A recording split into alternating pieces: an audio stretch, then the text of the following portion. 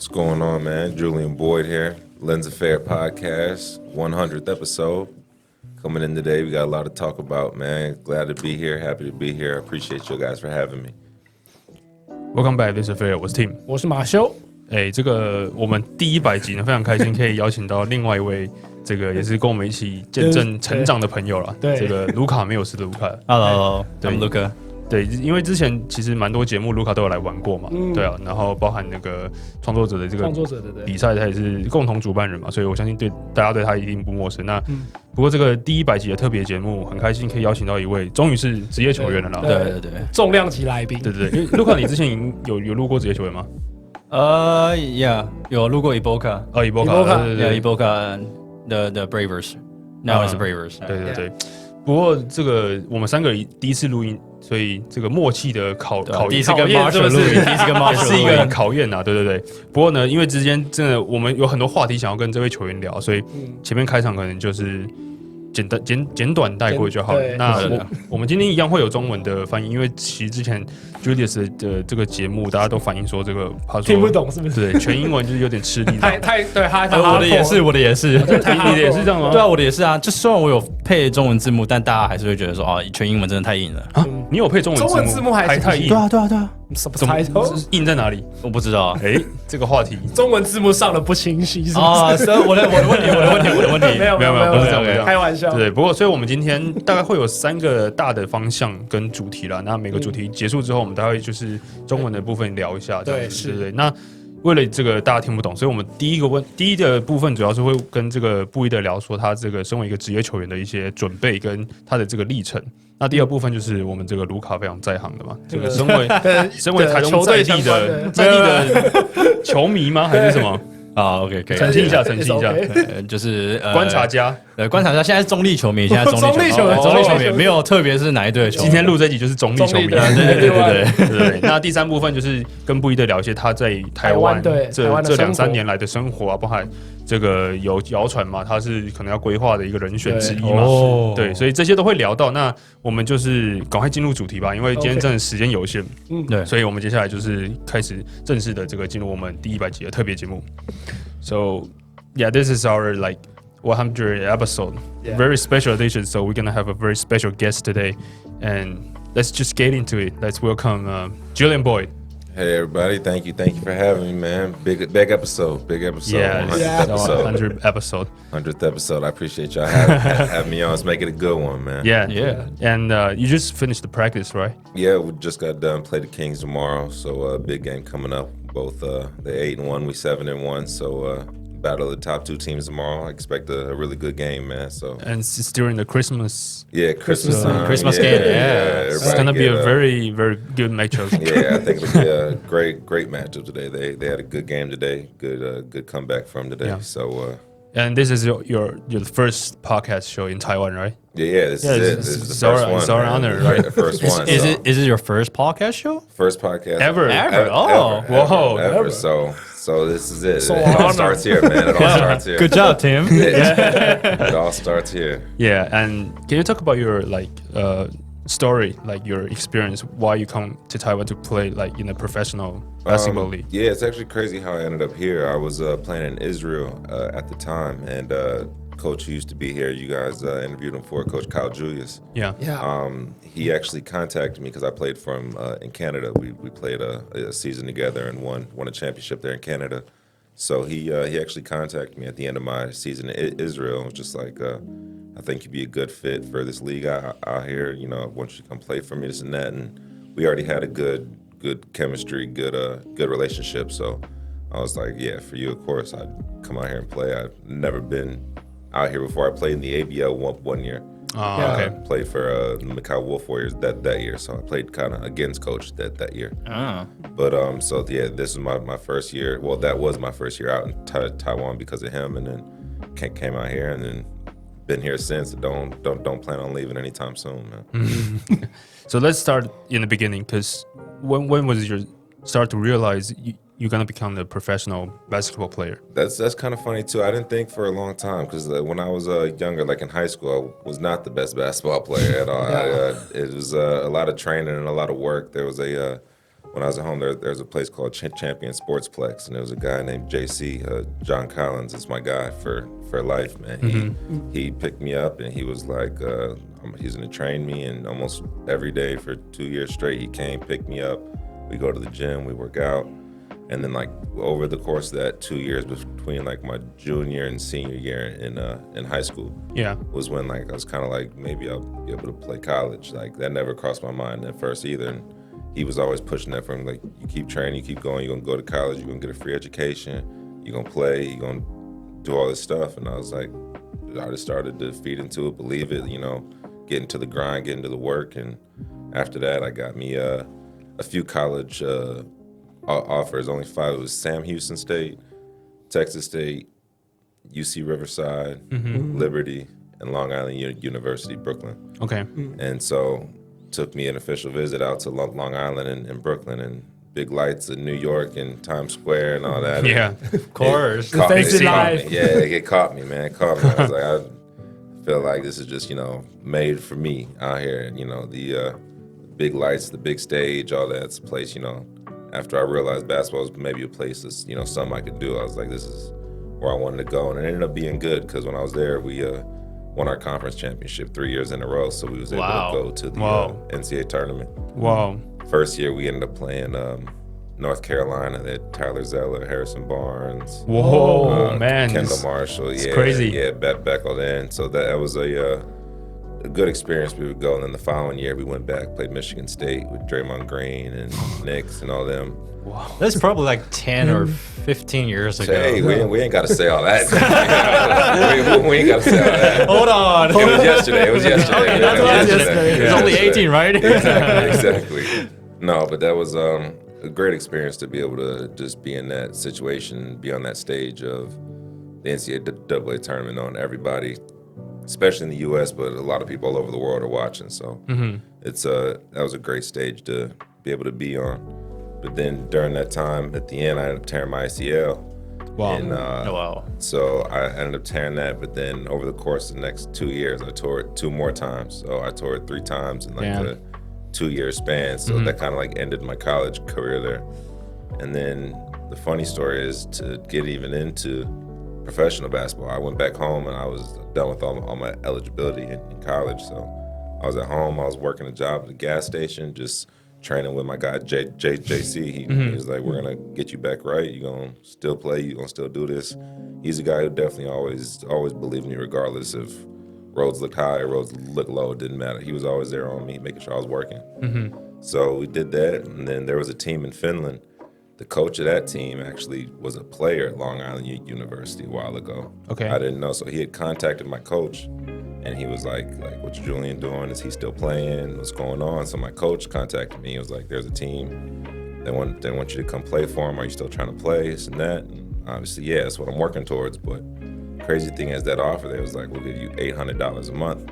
And at that time, I'm making more at the gas station, really. But at the time, it was just kind of a decision of, you really want to play or do you not? Because like you got to get your foot back in the door somehow. Right. Yeah. And that was a big blessing, my foot back in the door. I went there, played very well. Then that was the following year I went to Canada with Coach Julius. Oh, okay. And so then I was there with him, had an amazing team there.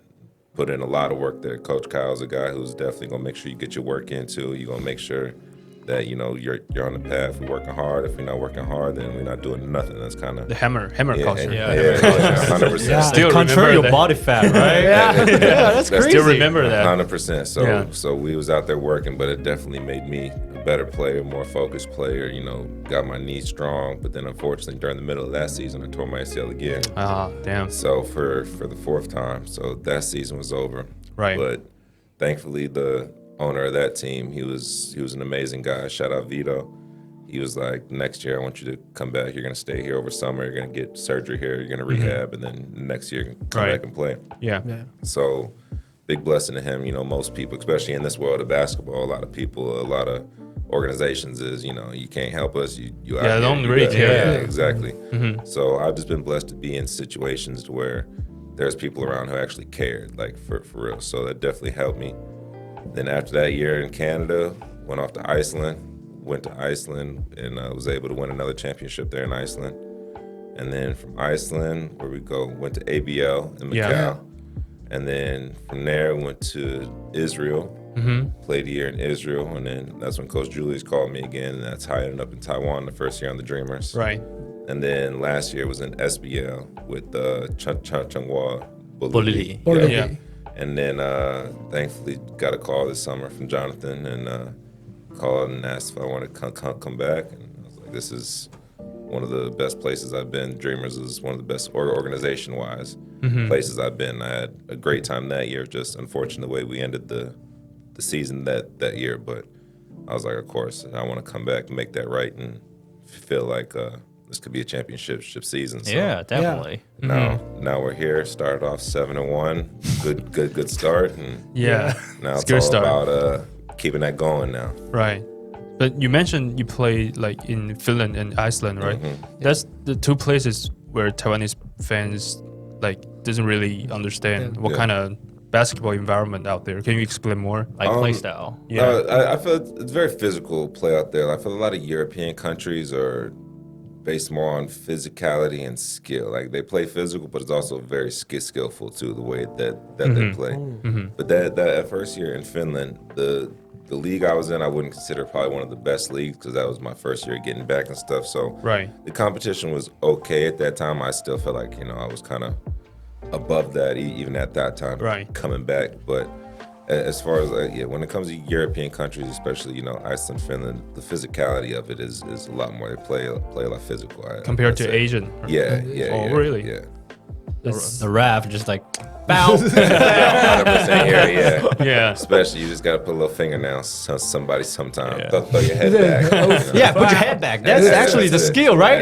Skill. It's foul. That's all you gotta do out here, man.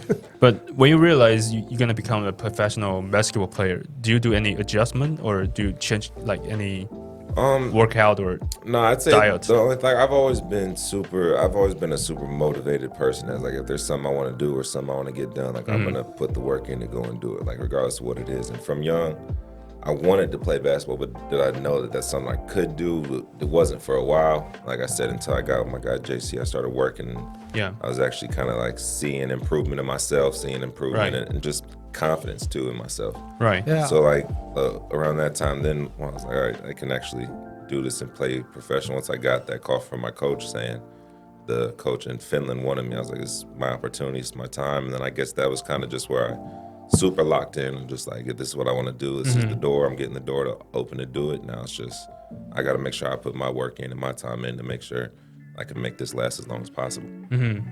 Well, actually, like talk about the Netflix. How do you arrange your days? Man, my day right now, we usually got practice in the morning around 9:30. It's just like a lift at 9:30, and then we got practice at like 11. So I just wake up, go straight to the gym, get a lift in, and then we have our practice done maybe around 1:30.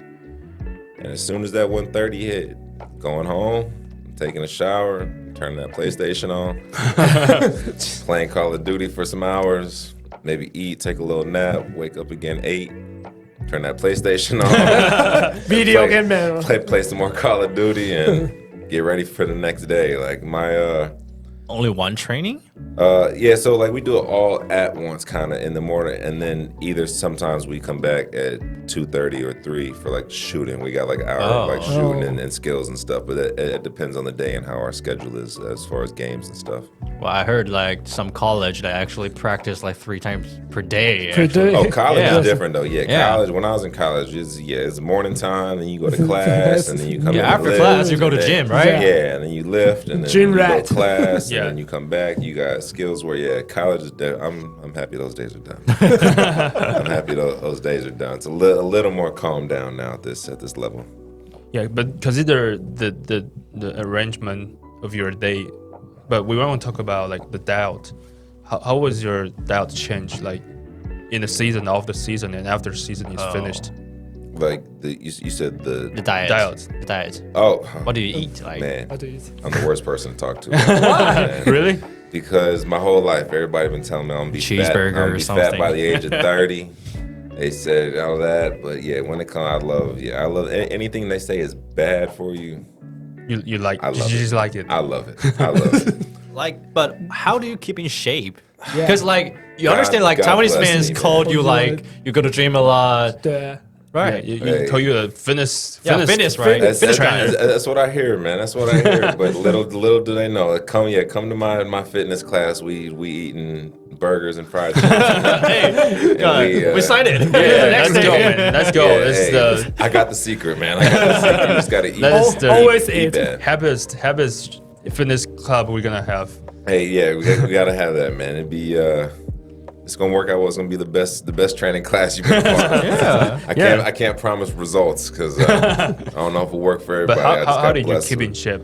I just, one thing is when it is time to work and get in the gym, I do work hard. That is one thing. Like, I always go in and I do work hard, and I just feel like my genes, I got blessed with just the metabolism I have. I feel like anything I do eat or anything, I go work out for an hour, it's gone. I wish I have that. Regardless of what it is. Yeah, I wish I That's had. the Always top chef. secret. That's the top secret. So like that's really it. It's but now I'm getting into a little more healthy stuff. Trying to, but Trying to be vegan. No, shout out Doug, man. Doug's vegan the is not, it's not good. Doug's the vegan. I'm gonna stick with the meat, but it's yeah. When it comes to food, it's Always all the- delicious. that's it. It's too good. All the stuff that they say is bad for you tastes Oh, so well good. then, can you tell me who has the best taste of food in your team?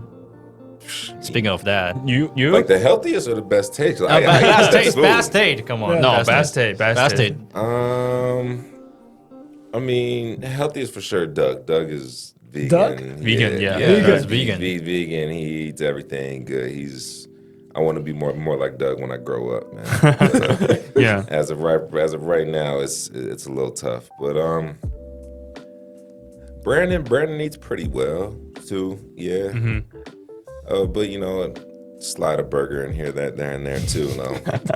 There's this place in Taihu. I love the burgers. The burgers there. Taihu, right? Yeah, Taihu. Taihu. He said Taihu精酿, right? Ah, okay, okay. Yeah. I know the place. Good burgers. Great burgers there. Okay. So, because you mentioned you had a lot of like ACL injury throughout the careers, and what others doubt your ability to play basketball or various level? What helped you to persist?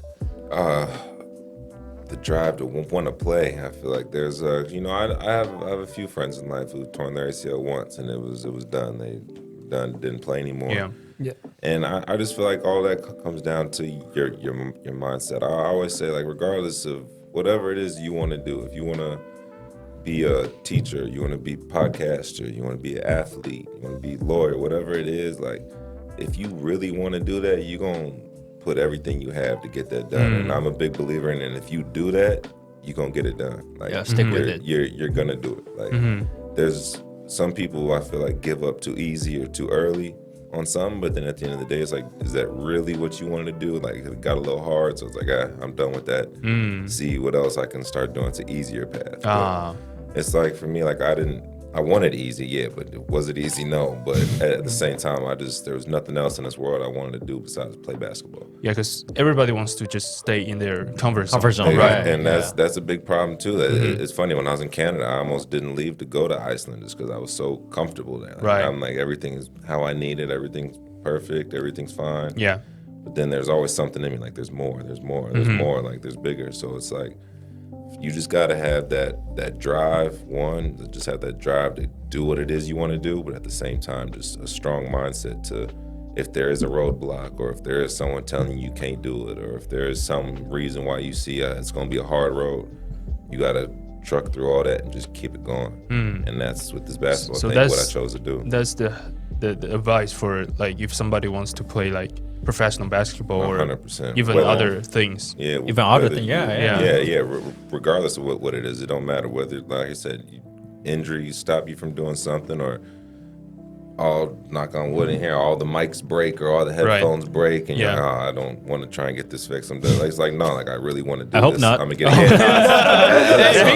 Finger crossed. I hope not. I'm not wishing that. But it's just like, that's what I'm just talking about. Just like, roadblocks or things that, you know, trials and tribulations that may come up and try and stop you or hold you back from what it is you want to do.